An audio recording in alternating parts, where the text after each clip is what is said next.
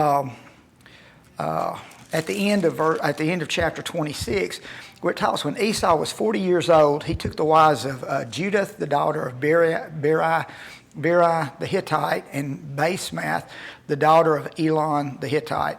Notice verse 35 of chapter 26. And they were a grief of mind to Isaac and Rebekah. So Esau doing what he did, taking the women of the land that they were in, Canaanite women, didn't turn out to be good. And so Rebekah is going to actually use that. So she's talking to Isaac. And again, like it puts here, another pretext Rebekah's cunning had to devise to obtain her husband's consent to Jacob's journey to Mesopotamia. And she succeeded by touching the aged patriarch in a tender point, afflicting to his pious heart the proper marriage of their younger son. So the actual reason why is Jacob going back to Mesopotamia? What's the real reason? Huh? Exactly. She's afraid for her son. If you stay here, Esau's been talking about killing you, and that may not be that far-fetched. It may be very Jacob may just have an accident. I mean, as we say, something might happen. So she's very concerned. But the cover story, what's the cover story?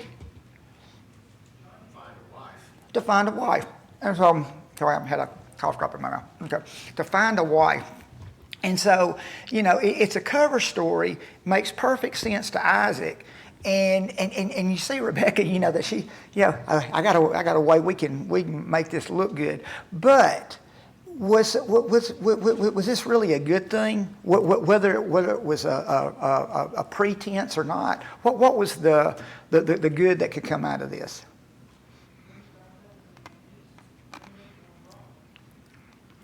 Well, he wouldn't be marrying who? One of the. Not be marrying the women of the land. Exactly. So he would be going back and. Women in this case, and also it was the same reason that Isaac went back. Mm-hmm. Or the servant went back for Isaac. Yeah. Kind of keeping it in the family. Exactly. Isaac was his servant. But yeah, this is kind of keeping it in the family. Mm-hmm. Purity of the family and so forth. Exactly, because it's like looking at this group, and as we read about Esau, disaster. No, don't want to go down that road.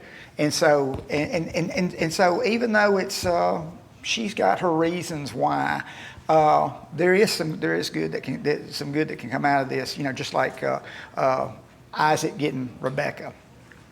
So Jacob's going to be sent to Paddan-Aram, and it's going to be about 550 miles. And you can see I guess y'all are seeing what I'm seeing on the map. And it's Jacob's journey from Beersheba to Paddan-Aram, and going up to Haran up there, Mesopotamia. And the thing about it is, when we read about, he's making a journey, we think, you get in the car and it's going to, 550 miles, that's a long way. Imagine doing that on foot. Imagine, you don't know what's ahead of you, don't know what's around the next corner. It's a completely different thing. And so when they would make journeys like this, it was a big deal. And hopefully we kind of get a sense of that. So if you would turn over to chapter 28, and I'll read verses 1 through 9. Then Isaac, and can y'all can hear me pretty good? Okay, all right. Then Isaac called Jacob and blessed him and charged him and said to him, "You shall not take a wife from the daughters of Canaan. Arise and go to Paddan-Aram, to the house of Bethuel, your mother's father, and take yourself a wife from there, the daughters of Laban, your mother's brother. May God Almighty bless you and make you fruitful and multiply you, that you may be an assembly of peoples, and give you the blessing of Abraham to you and your descendants with you, that you may inherit the land in which you are a stranger, which God gave to Abraham.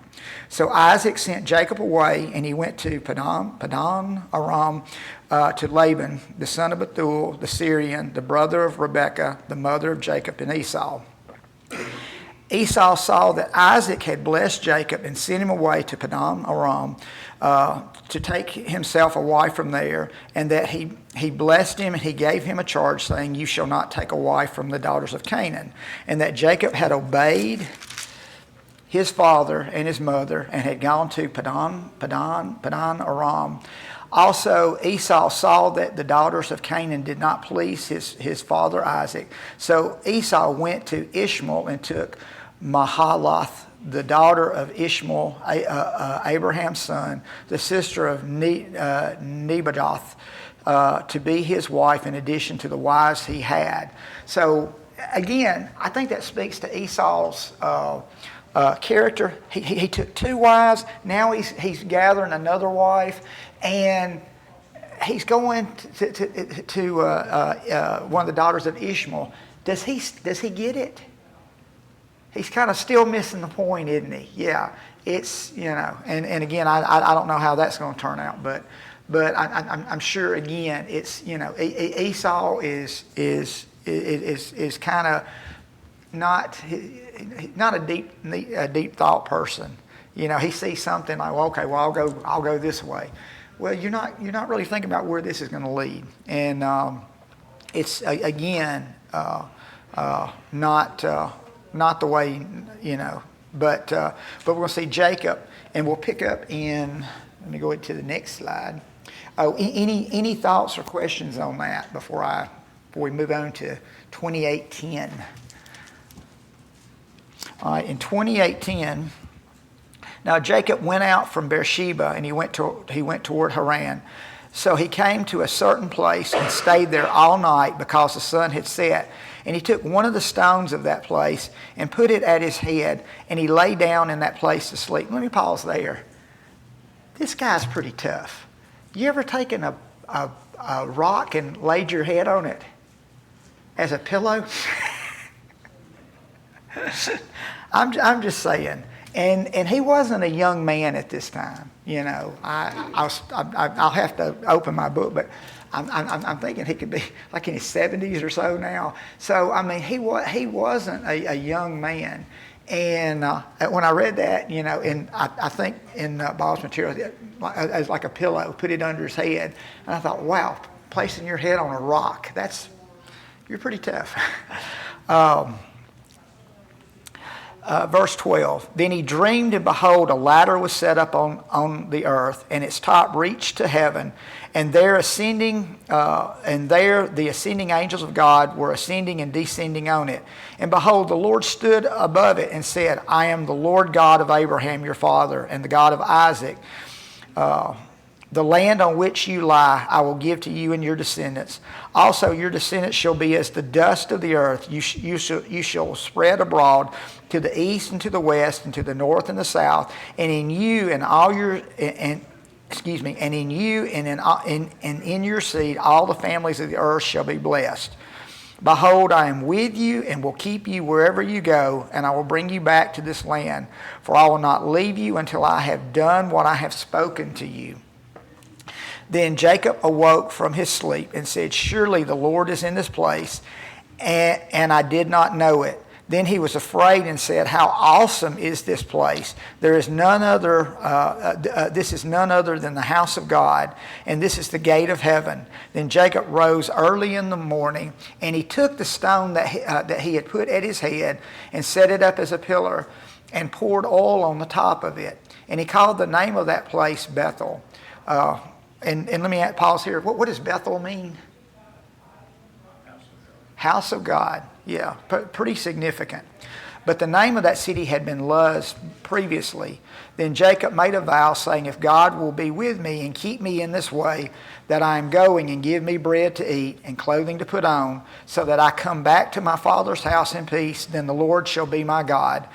And this stone which I have set as a pillar shall be God's house. And all of you, and all that you give me, I will surely give a tenth to you. So he's on the way up there. And I wanted to read something in here that, and I actually should have had this opened up. I was kind of a little scattered before we got started.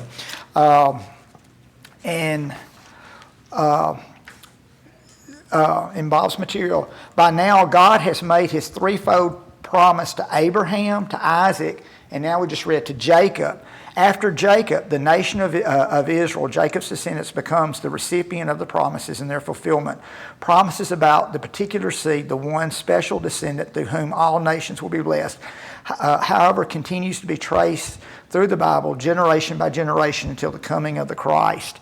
So again, just remind me, what are these three promises again? Yes, Marcus.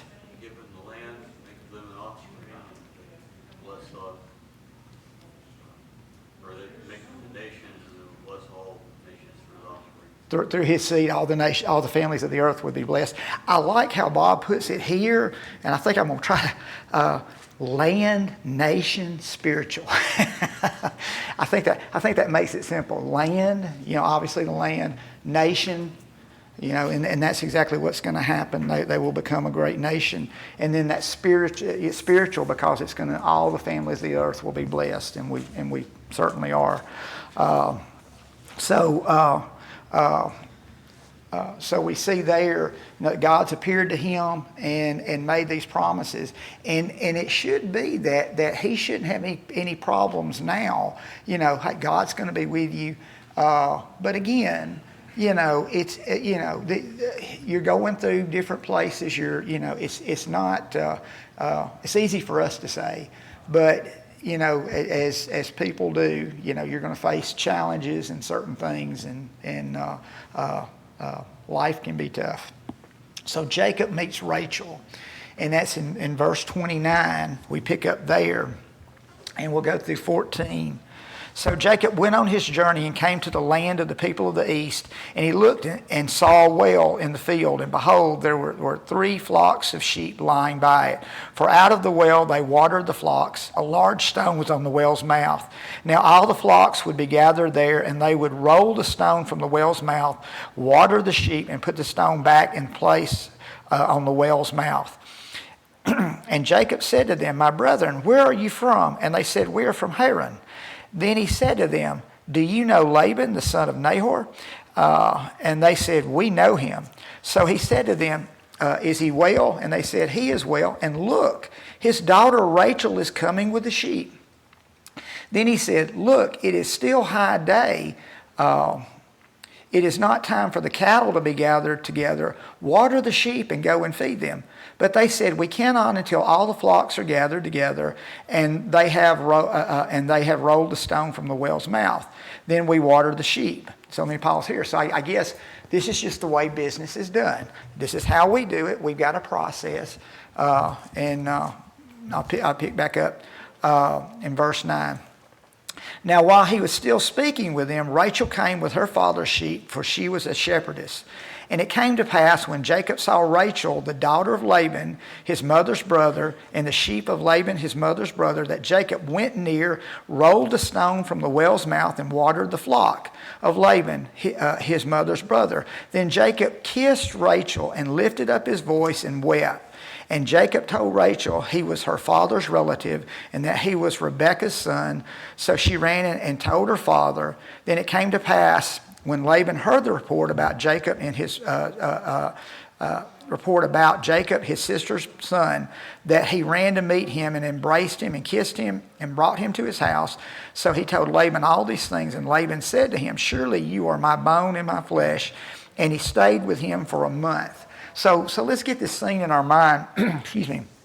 this scene in our mind where he's, we have a process, but here comes Rachel, and how does Jacob seem to respond when he sees Rachel? Does it make a difference? Seems to know. Yeah. Seems to know that she is related to him. And does he seem happy? Kind of like, I guess, think back when meet your significant other, and that feeling. To me, it seems like, I almost say love at first sight, you might say, but he seems joyful and like, hey, we're not waiting to take the rock off, or the rock from the well. It's coming off now, and I'm going to take care of her sheep. So a sense of urgency there, and it said, and he kissed her. Jacob kissed Rachel and lifted his voice and wept. I don't think he wept because he was sad. I think he was, wow, how fortunate is this situation? And as we're going to see, was Rachel, was she, did she look okay, or how do you think she was? Just an ordinary person. I think she was beautiful. I think she was very beautiful, and so it's like he makes a connection with her. So just saying, and so we see where we're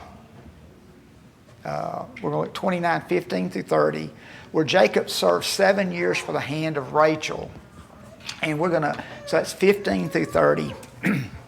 Then Laban said to Jacob, because you're my relative, should you therefore serve me for nothing? Tell me, what should your wages be? Now Laban had 2 daughters. The name of the elder was Leah, and the name of the younger was Rachel. Leah's eyes were delicate, but Rachel was beautiful of form and appearance. You read that and about Leah, and looking in Bob's material here, it's, did you have something, Marcus? I was just going to say, I have it on good authority that Rachel is not quite as good looking as my wife, just for the record. Okay. Okay. Y'all aren't fighting or anything. I'm just joking.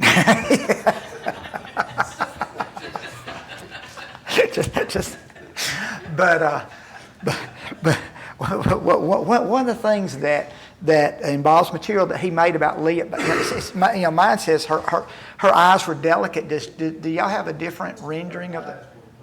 Her eyes were weak. There was something about her eyes that detracted, huh? I was going to say, I read one that said that her eyes were crooked. Her eyes were crooked. Lazy eye. Oh. Footnote says soft. Softer. Mine say Leah was tender-eyed. Tender-eyed. Well, there was something about her eyes that detracted from her appearance. I guess when you looked at her, it's like, oh, she's, well, okay, just saying. But Rachel, whoa, she's beautiful of form and appearance. And that's why I say I think Jacob made an instant connection with her. But, seeing Rachel, okay, you got a sister, good deal. But there was something about her that and her eyes must have been as y'all have mentioned, maybe there was something, they weren't symmetrical, I don't know. But, or, it could be other things. But for some reason, she was not the pick of the litter. We'll say that. Verse 18, and I'm reading through 30. Now Jacob loved Rachel, so he said, I will serve 7 years for Rachel, for your younger daughter. Again, let me pause here. He's got that instant connection. I'll serve 7 years. Hey, and I imagine he thought, hey, this is a bargain. I mean, whatever you want me to do, 7 years, I can do that. And Laban said, it is better that I give her to you than I should give her to another man. Stay with me. And so I think Jacob made a connection with Laban too.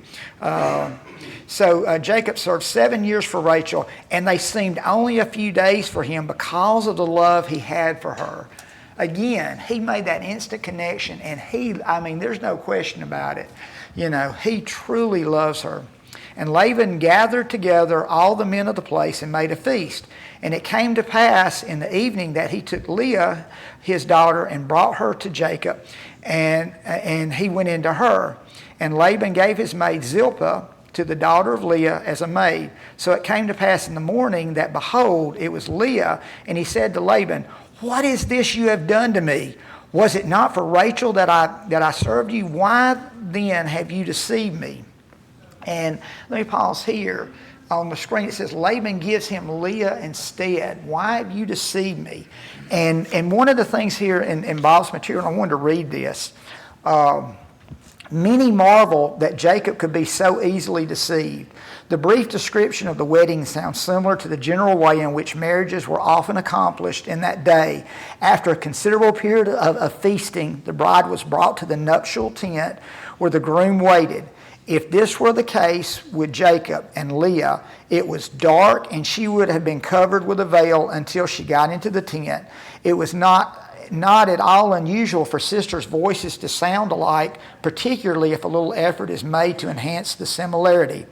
Leah had to be partners with her father in the effort to deceive, and her cooperation made it easy to deceive Jacob.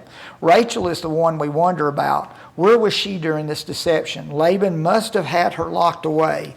Jacob's deception of his own father was now visited upon him. Also, the foundation was laid for a deep-seated enmity between the sisters and a rivalry between them for the love of their husband. The names of Jacob's sons bear testimony to the enmity and the strife that went on in this household between his wives. Their story is a sad one. And as we get into that, as they start having children, that's what you're going to see. It's almost like a competition, and who, they're Leah realizes she's, again, Jacob didn't want her. It turns out she's going to be his wife, but it was through deception. Did you have a thing? You would say now, Jacob's here because of deception, because of the deception he did with his father and his brother, and now someone is deceiving him and treating him unfairly. So he is reaping what he has sown. Yeah, and you imagine in the feasting, and then, as was pointed out, read the thing, very dark, and, you just, again, Jacob's not, with all the feasting and all the stuff going on, he's maybe not completely, himself, and then the darkness, and then she's probably veiled, and then just all the stuff. So obviously it worked. The deception worked. And so not a good thing. And we're going to see that, again, in the household. I read that it sets up it's the connections there. Not a lot of harmony there. Let me say that.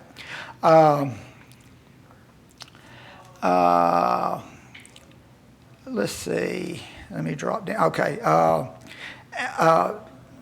Let me start back in verse 25. And it came to pass in the morning that, behold, it was Leah. And he said to Laban, "What is this you have done to me? Was it not for Rachel that I served you? Why then have you deceived me?" And Laban said, "It must not be done so in our country to give the younger before the firstborn." Didn't bring that up beforehand. It just kind of just happens now that we have a reason for that. Verse 20. He had 7 years to bring that up. Exactly. Yeah, it makes you wonder how long he was planning this. It's like, hey, Leah, don't worry, Leah, I've got a plan for you. We're gonna, and I would imagine Jacob was probably a very handsome individual. I would imagine he would have, in a lineup, he'd be like, hey, that's,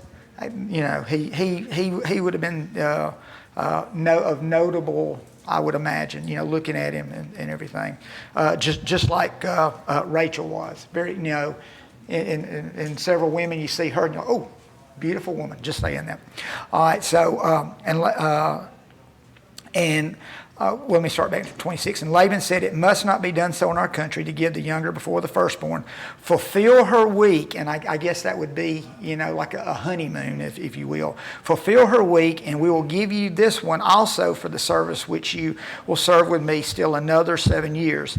Then Jacob did so and fulfilled her week. So he gave him his daughter Rachel as wife also, and Laban gave his maid Bilhah to his daughter Rachel as a maid. Then Jacob also went in to Rachel, and he also loved Rachel more than Leah, and he served with Laban still another 7 years. So, all right, so he goes through this. He goes through this wedding process. He gets Leah, obviously upset, brings that to Laban. Laban's got, well, this is how it's done, And so I think he goes ahead and gives Rachel as well. Now, I don't think he has to serve another 7 years and then get Rachel. He's going to get Rachel, so now he's getting Leah and Rachel. If I have that wrong, I don't think I do, but that seems, yes, Purdy? Yeah, and I think that would be what we think of as a honeymoon or something like that. Give her a week, and then after that's over, Rachel will be in the picture also, and you kind of, as it were, start your household. And so, and so that's what happens. Basically, it was 7 years and a week for Rachel. Yeah, exactly. Yeah. We had to serve another 7 years to seal the deal, but he got her, up front, I guess. So Jacob served 7 more years for Rachel. The handmaids are part of the household, Zilpah and Bilhah. And so we're going to see the sons here. And I'm going to ask you a few questions here. Okay. All right. So going down through this thing. Okay. We're going to see this is the order of the sons. Leah and one of the things, 29:31. Let me read this before I start the process of the sons. "When the Lord saw that Leah was unloved, he opened her womb, but Rachel was barren. So Leah conceived and bore a son, and she called his name Reuben, for she said, 'The Lord has surely looked upon my affliction.'" So here comes Reuben, and I've got that's see a son. That's y'all may have something else, because I know different things have different things, but Reuben, see a son. So that's the firstborn from Leah. Leah has another son, Simeon. What does Simeon mean? Do y'all have a note of the heard? She heard Simeon? No, yeah. Jehovah has heard. That's what I put on my Simeon. Jehovah has heard. So, and then she has another son, Levi. And what do y'all think Levi means? Attached. I found one thing that said joined in harmony. I like the sound of that. It seemed like it kind of joined in harmony. So maybe that's what she was hoping was going to happen. Because these names, to me, it's amazing back then how names had a meaning. So if you were given a name and people heard your name, it makes me wonder, so they called you that because... So maybe it was representative of you, maybe not, I don't know. All right, then she has another son, Judah. And what does Judah mean? What do y'all? Stopped. I've got praise Jehovah. You got stopped?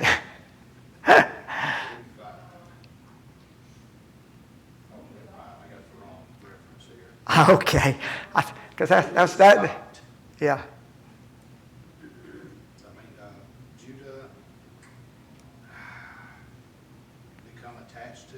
Yeah, that might well. That was Levi. Levi, okay, yeah, joined in harmony, yeah. Judah, I've got praise Jehovah.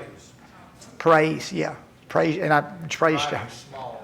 Yeah, yeah. So now Leah's finished right now for a moment, for a little bit. Okay, then Rachel, who's kind of things are not going great for her. Now Rachel, and this is 30 verse 1. Now Rachel saw that she bore Jacob no children. Rachel envied her sister and said to Jacob, "Give me children or else I die." You know, and you see the frustration there.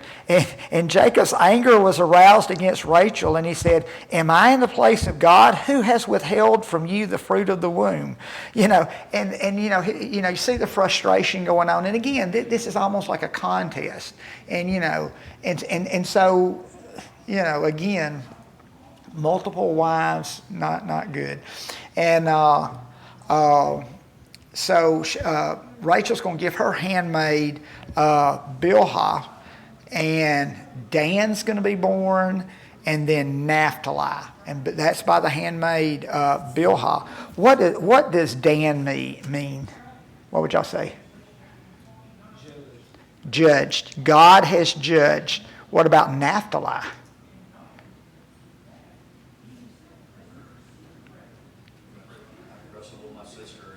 Yeah, wrestle, to struggle, or my struggle, if you will.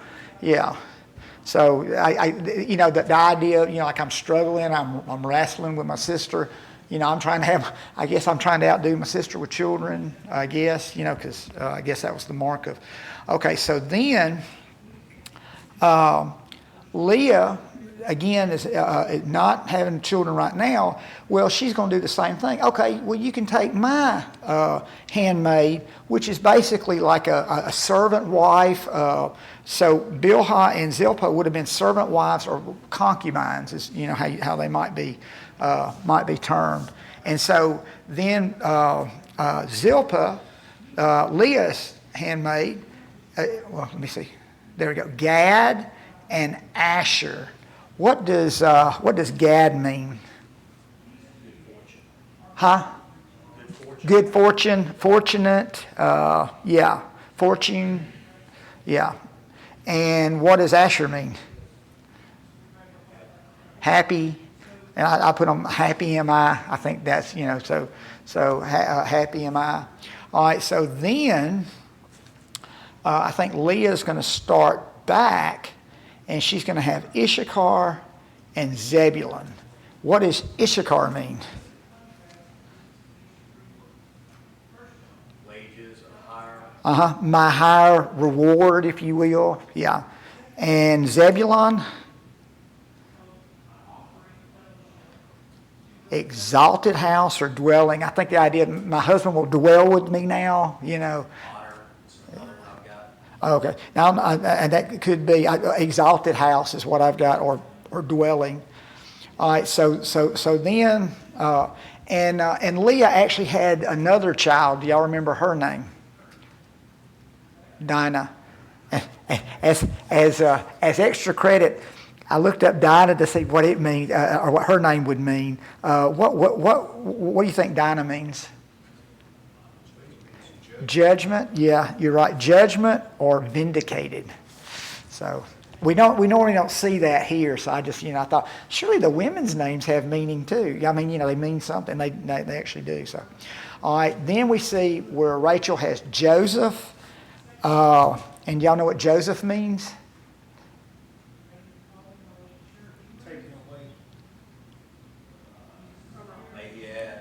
Well, I've got add another son. Jehovah increases.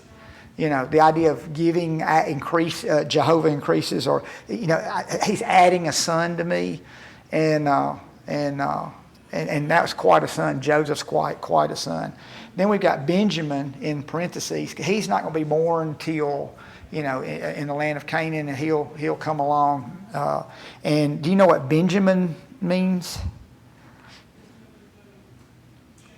Son of my, not my left hand, but my right. Son of my right hand. I mean, that's what I've got. So I guess that's Benjamin, son of right hand. All right. So, and I kind of hurried through that. We only have a minute or two. So with Joseph, Jacob decided, he announces his intention to leave, and it's just like, okay, I've got my family. It's time to go. So this is 30 verses 25 and 26. And it came to pass when Rachel had borne Joseph that Jacob said to Laban, send me away that I may go to my own place and to my country. Give me my wives and my children for whom I have served you, and let me go, for you know my service which I have done for you. And then we're going to see where Laban's reluctant to let him go. And Laban said to him, please stay, for if I have found favor in your eyes, for I have learned by experience that the Lord has blessed me for your sake. Then he said, name me your wages and I will give it. So Jacob said to him, you know how I have served you and how your livestock has been with me. For what you had before I came was little, and it has increased to a great amount. The Lord has blessed you since my coming. And now when shall I also